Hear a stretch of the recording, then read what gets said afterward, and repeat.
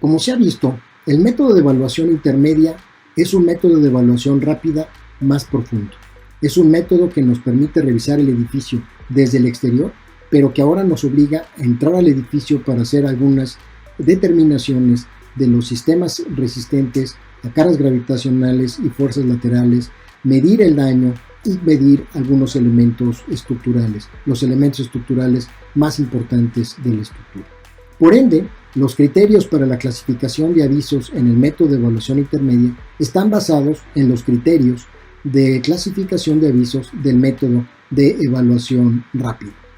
Son ligeramente más detallados, especialmente en lo que se refiere a la definición de los daños severos, los desplazamientos laterales significativos y los agrietamientos inclinados considerables que se puedan presentar en estructuras de concreto, en estructuras de acero o en estructuras de mampostería. Así, por ejemplo, colocaremos un aviso de color rojo o de acceso prohibido cuando tengamos una estructura con un desplazamiento lateral residual, es decir, como haya quedado después del sismo significativo. ¿Qué significa significativo? Bueno, pues es significativo para una estructura de mampostería simple, como es el caso de adobe, cuando el desplazamiento sea más que 2 veces el millar de la altura de la estructura, o sea, 0.002 veces la altura de la estructura. O bien, si en el caso de una mampostería, confinada o reforzada interiormente, este valor es de 2 ceros 5. En el caso de estructuras a base de concreto, de marcos de concreto, este valor es de 0.02 veces. Si es de muros de concreto, 0.01 veces. En el caso de estructuras metálicas, si el marco no tiene contraventeos, es de 0.02 veces, y si tiene contraventeos es de 0.01 veces. Esto es lo que se considera como desplazamiento residual significativo.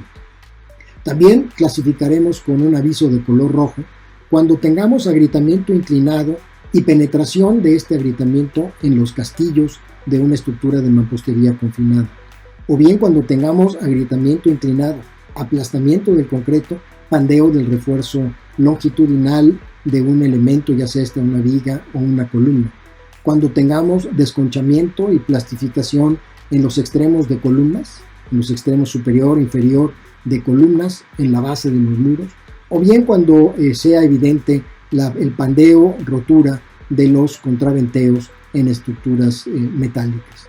Cuando veamos fallas en las conexiones, cuando veamos inclinaciones en entrepisos o en todo el edificio, todo esto lo consideraremos como un aviso de color rojo o bien de acceso prohibido. El método de evaluación intermedia requiere, para el segundo de sus objetivos, que es hacer una evaluación aproximada de la seguridad ante fuerzas laterales, de un levantamiento, como he dicho, geométrico.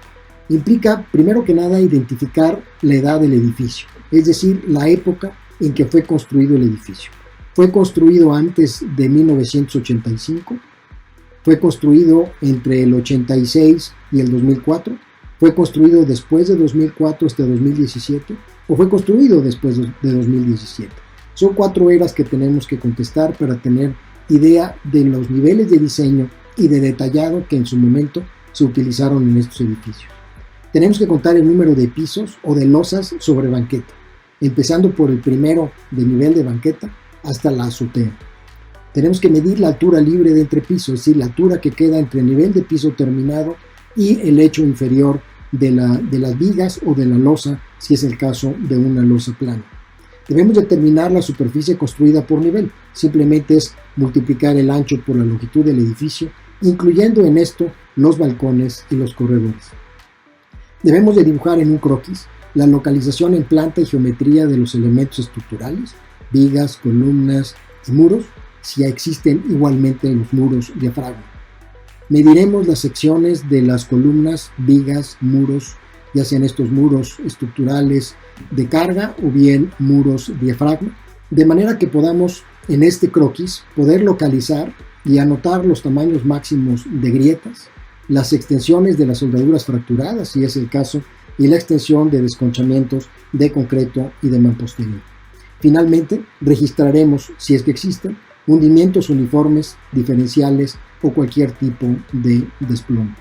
Con esta información y con el sistema que he mencionado en un teléfono inteligente o en una tableta electrónica, podemos hacer la estimación de la seguridad estructural.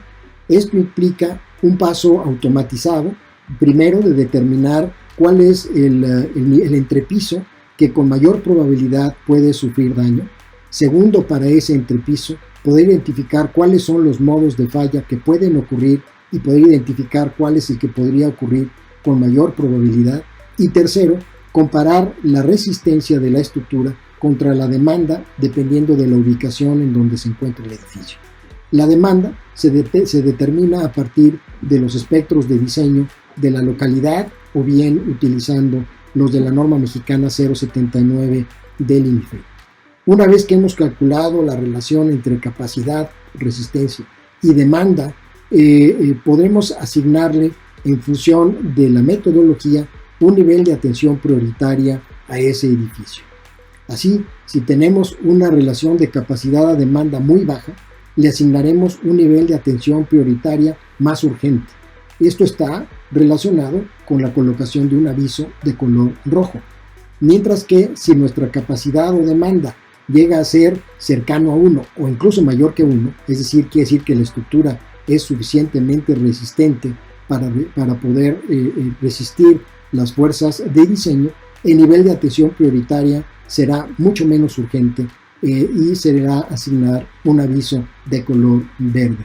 Con este nivel de atención prioritaria que se ha planteado, con diferentes valores numéricos, lo que se busca es que la autoridad local educativa y la autoridad federal educativa puedan priorizar cuáles edificios, aun cuando tengan capacidades a demandas menores que 1, conviene rehabilitar en un inicio, conviene atender.